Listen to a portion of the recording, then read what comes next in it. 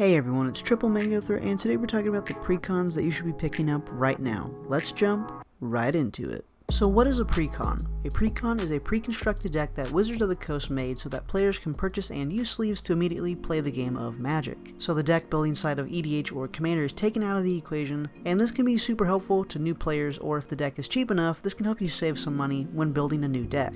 All of the decks I'm going to mention are under $30, and if they're through TCG Player, I do receive a small commission when you purchase them, at no additional cost to you. So the cheapest deck is Phantom Premonition, coming in at $16 and $2 shipping. This deck is all about Foretell, which was the new keyword from the Kaldheim set, and it also cares about exiling cards from your hand or a spell or ability you control that exiles one or more permanents from the battlefield, and when we do this we get a 1/1 Spirits with Flying. I enjoyed this one and even upgrading it, which is another great thing for new players to experiment with. Maybe opening a pack from Kaldheim so that they find a Doomscar. Now they can replace a card in their deck, try it out, and so on. The only downside with this deck is that it can be a little confusing to new players, but besides that, the budget is right on target. Armed for Battle. This is technically cheaper than the last one because of the shipping is included this time, but for some reason nobody wants this deck. I thought it was fine, and especially great for new players. The commander on the box is Wylith, and it cares about attacking, and this is for each aura and equipment on it. We draw that many cards. Great. This is a perfect introduction to Voltron and helping players understand that attacking is different than dealing combat damage. For the price of this deck, I really recommend picking one up and leaving it unchanged if you're looking to introduce someone to EDH or Commander. Sneak Attack. This is the rogue tribal deck that promotes us to play creatures that are rogues, and we're going to mill our opponents when those creatures deal our opponents combat damage.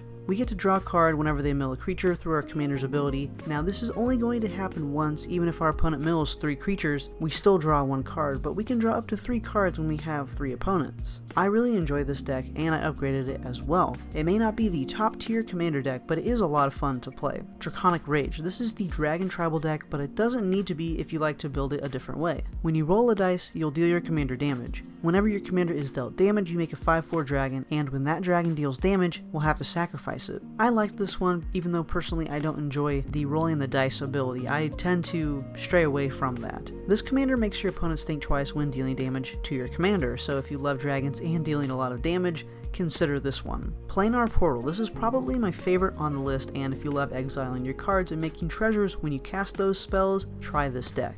It has lots of great cards in it, and also easy cards to remove, so if you decide to upgrade the deck, you can really tell which cards are meant for this deck. Again, leaving it as is for new players can be helpful to them. This deck can be a little bit confusing for others, so you'll definitely want to guide new players through this one. Silver Quill Statement. This is a great political deck. This wants players to hit each other that aren't you, and players that aren't at the lowest life total. Usually white and black decks have a life gain approach, so this takes a completely different spin on things. If you love counters and drawing cards, I highly recommend this one. The counters in this deck get out of hand with our commander on the battlefield, and in some cases it's going to be too late for our opponents to do anything about it. They'll be too busy hitting each other, and this deck is a ton of fun. Coven Counters. This is one of the latest precon decks, and it's all about counters on your creatures and having different powers. It also rewards you with drawing a card when you meet this requirement. I played this straight out of the box and almost won, but had to leave due to time constraints. I love this deck, and I think I enjoy it even more than the zombie deck, which is $40, and usually this price deters new players from picking it up.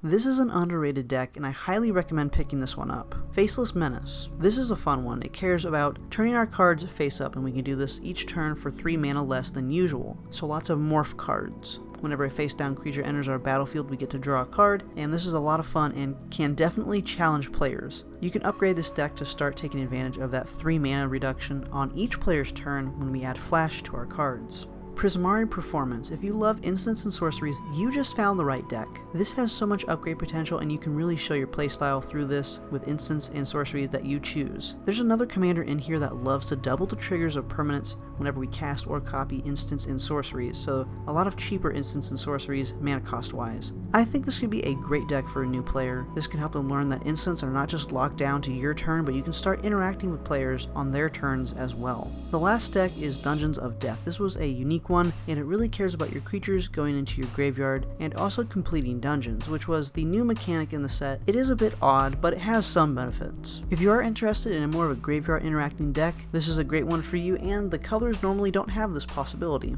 Thank you all so much for watching. If you'd like to have any of these decks, I'll have them all in the description down below. Thank you to the patrons who help support this channel. I want to say thank you for believing in me and this Mango content. Be sure to comment down below and subscribe for more Mango content, and I'll see you all in the next one. Peace.